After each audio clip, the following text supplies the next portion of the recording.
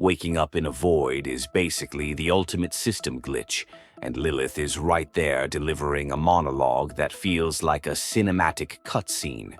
She talks about carbonated bubbles and memories like she is reading from a philosophical poetry slam. It is giving major main character energy, setting up the amnesia trope while hinting that our bond is the only thing keeping reality from crashing. We are thrown straight into a chaotic flashback or vision where we are defending a city, and the stakes are instantly high. The dialogue is screaming shonen anime protagonist with all this talk about crushing enemies and feeding souls to phantoms. It is honestly a lot to process without coffee, but it establishes that we have some serious beef with a demon king named Rahabe. The villain monologue here is peak antagonism, mocking our friendship and bonds like a toxic gamer in a lobby. They unleash a self-destruct sequence, forcing a desperate situation where we have to rely on allies. It is a harsh lesson that the power of friendship does not always stop a Magitech explosion, but we survive the blast to fight another day. We are literally doing character creation right now, choosing stats and appearance like we are starting a new save file in an RPG. The game master is asking what we want to sacrifice to beat the big bad, which is super ominous. Customizing the avatar while existential dread sets in is such a mood for this generation. We just want a peaceful life. Waking up in a cart with scavengers is not the aesthetic we planned for. These guys are talking about looting our armor and selling it like it is vintage resale on Depop. The hustle culture in this fantasy world is toxic, but at least we are finally heading to civilization. It is disrespectful to be treated like loot, but we move. Finally arrived at Golden Chalice Town, and Lilith is trying to gaslight us into remembering who we are. Being an amnesiac adventurer is such a cliché, but we roll with it. She suggests finding this dream chaser person to fix our memory leak, which sounds like a fetch quest waiting to happen. But at least the town looks cozy.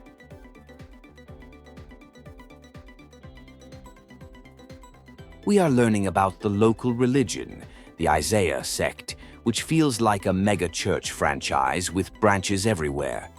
Lilith is not really vibing with the religious propaganda, which is a green flag. We are just trying to find a guild and get paid, but the world building is forcing itself on us with posters and preachers on every corner. A priest tries to hustle us for holy water to clean a cursed sword, and the scamming attempts are non-stop in this starter town. You really cannot trust anyone here. He tries to swipe the weapon, and suddenly we are throwing hands in the street. It is giving chaotic neutral energy, and we have to dip before the guards arrest us. We stumble upon a lost package that belongs to some desperate merchants, and because we are protagonists, we help out. They are stressing about quotas and bosses like they are working a brutal warehouse shift. We return their crystal and unlock a social link with Erin and her crew, proving that networking is key in this gig economy. Lilith puts us in a disguise so we do not look like homeless murder hobos, and we pull up to the Griffin camp. We drop a sob story about being pilgrims to get free resources. The acting skills are Oscar-worthy. Finessing the system to get food is valid praxis in a kingdom that taxes you for breathing. Hi there. If you want to enjoy more gaming lore without grinding for 60 hours, hit that subscribe button. I do the grinding so you don't have to. Your support really helps the channel. A merchant gives us a quest to find his missing cargo in the ghostly lands, offering 500 gold. So suddenly we are very interested. He mentions the black mist virus turning things into monsters, which sounds like a massive red flag we are definitely going to ignore for the bag. Capitalists will really outsource the apocalypse to freelancers. We track down the missing cargo guys, and they are stuck in sticky slime, which is absolutely gross. We go full Goblin Slayer mode to save them. They are grateful and promise to help us later, locking in that alliance. It is nice to actually finish a commission without the client dying on us for once. Lilith is hyping up the idea of starting our own guild, painting a picture of fame and fortune. It sounds like a pyramid scheme pitch, but she is right that we need a steady income stream. We bond over a campfire meal of slime meat, just vibing and ignoring the looming existential threats for a few minutes. We head to the service center to register the guild, and the fees are inflated because of a war tax. Classic government overreach.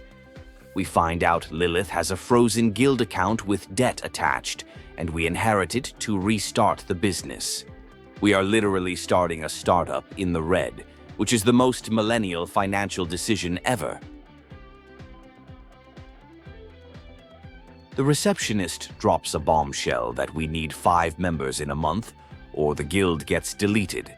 The bureaucracy in this fantasy world is insane. Now we have to recruit randoms to fill the roster like we are desperate for a dungeon raid party. The grind never stops, and the pressure to perform is getting real.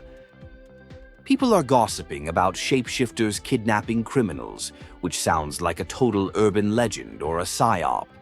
Everyone has a theory, but nobody knows the truth. It adds a layer of mystery to the town, but honestly, it sounds like the guards are just bad at their jobs and blaming monsters for the disappearances.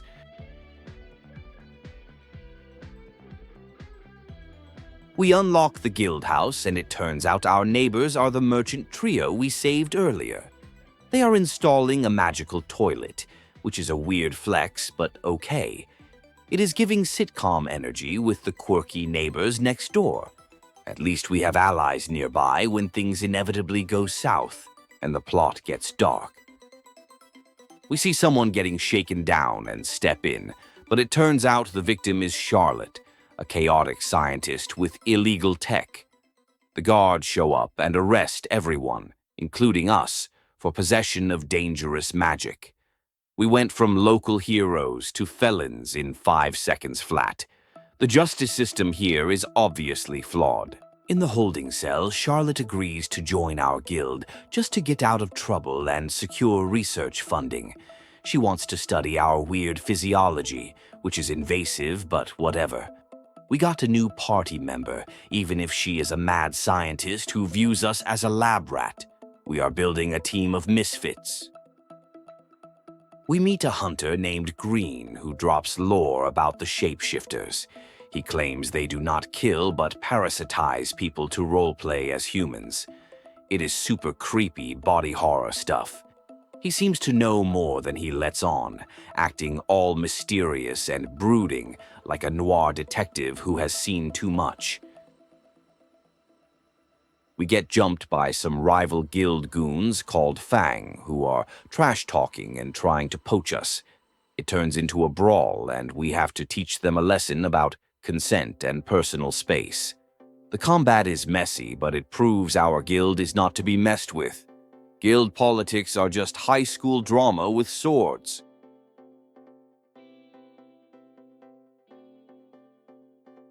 The service center hits us with another fee hike because of the war, and they drop intel that the black mist is spreading. The economy is crashing, and the apocalypse is approaching, but they still want their gold coins. Late-stage capitalism exists even in fantasy worlds, apparently. We have to take dangerous jobs just to pay taxes. We learn about Wilson, the local hero whose family got wiped by the Demon King. He is protecting the town out of trauma and duty. It gives depth to the grumpy old soldier archetype. He is basically carrying the mental health of the entire region on his back, and you can tell he is exhausted from being the main character for so long. Lilith gets shanked in an alley by some fanatic, and it is shocking. But then the NPCs are like, Just take her to the spawn point. The concept of death is cheap here because of resurrection magic. We have to pay to bring her back, turning a horrific murder into a mere financial inconvenience. This society is messed up. Lilith is back, but she is having an existential crisis about whether she is the same person or a copy. The ship of Theseus' paradox is hitting hard. She decides she is defined by her lack of wholeness, which is incredibly emo but fits the vibe. We are just glad she is alive, even if she is spiraling philosophically.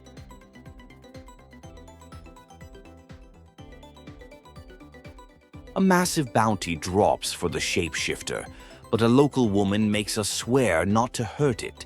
She claims the monster is basically an emotional support animal for a grieving mother. The moral ambiguity is spiking. Are we heroes or just mercenaries for hire? We are being forced to choose between gold and ethics.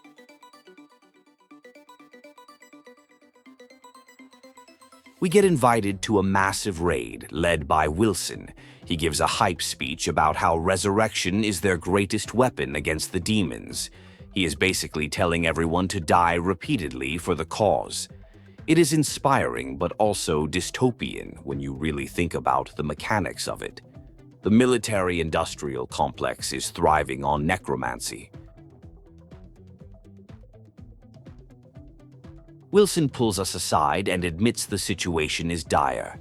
He explains that the black mist causes permanent death by blocking resurrection, which raises the stakes immensely. He needs us as cannon fodder, brave adventurers. He is projecting strong, tired dad energy, knowing half these people won't come back mentally intact. At the base camp, Charlotte is roasting the military's outdated tech while they hand out communication crystals. The plan is to rush the forest and catch Karen, the wanted criminal who allegedly controls the mist. It feels like the calm before a catastrophic storm, and everyone is checking their loadouts like it is a battle royale lobby. The raid starts, and it is a disaster immediately. People are getting infected by the mist, meaning permadeath. We run into our neighbors who are completely out of their depth and save them again. We tell them to retreat because we are not trying to lose our favorite side characters today. The fog of war is real and terrifying. We catch up to Karen, but Wilson is critically injured and infected. Plot twist: Karen isn't the villain. She is hunting the mist, too. She reveals her village was destroyed by a dragon, and she controls the mist. We form an uneasy alliance because the enemy of my enemy is my frenemy. The plot just got way more complicated.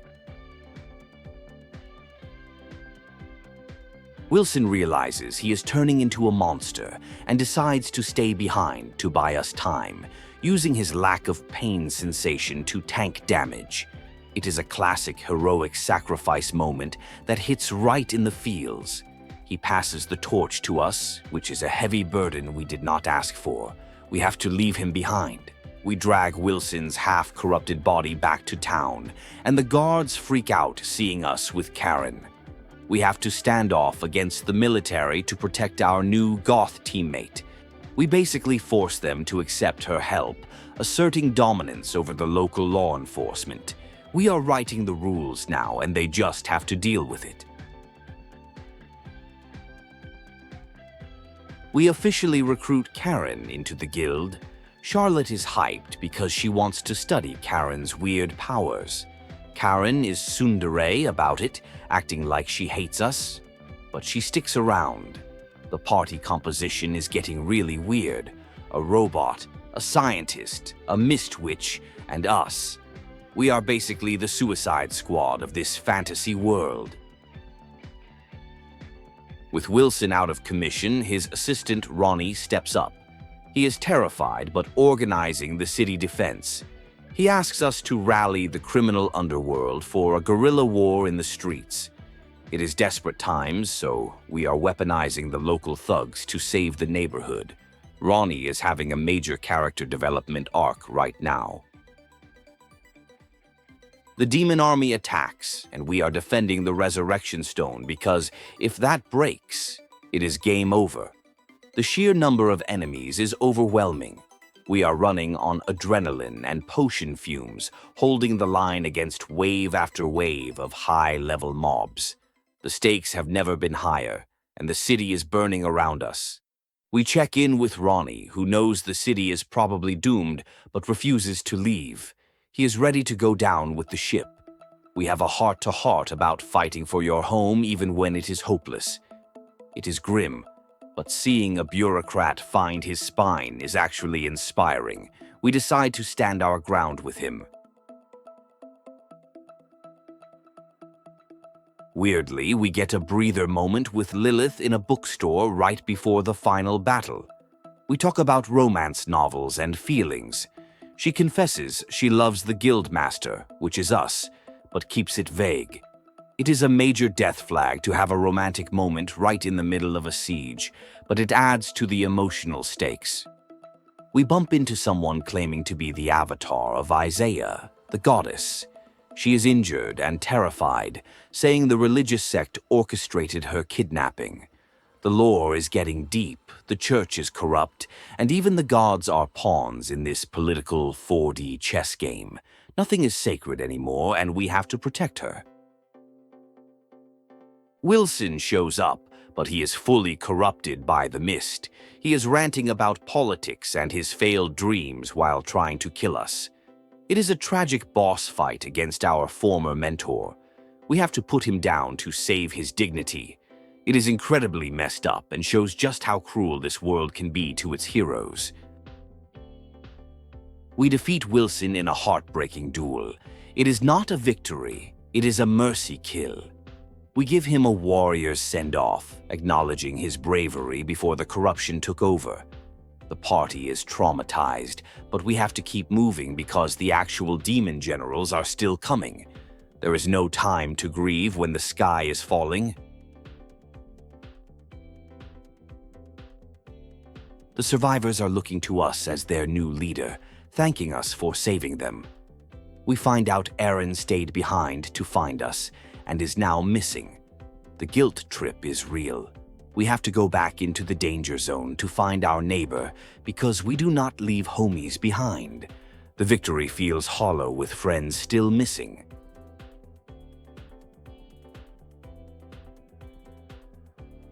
The big bads, Baimeng and Hagati, finally show up. They are on a completely different power level, swatting us like flies. They mock our struggle and prepare to wipe the city off the map. It feels like a scripted loss in a video game where you are supposed to lose, but we refuse to stay down. The townsfolk try to shield us, which is heartbreaking. Watching them get hurt triggers our main character syndrome. We unlock some hidden power or memory, the Dream Chaser legacy or whatever.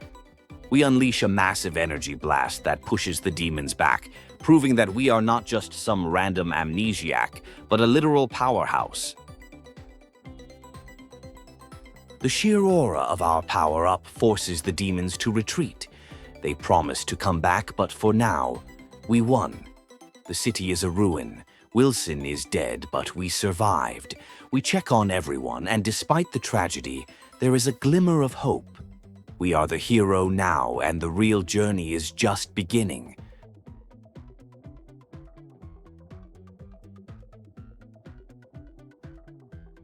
Gaming lore is long and confusing, but I break it down every week. Subscribe so you never miss a plot twist or hidden detail. Thanks for watching.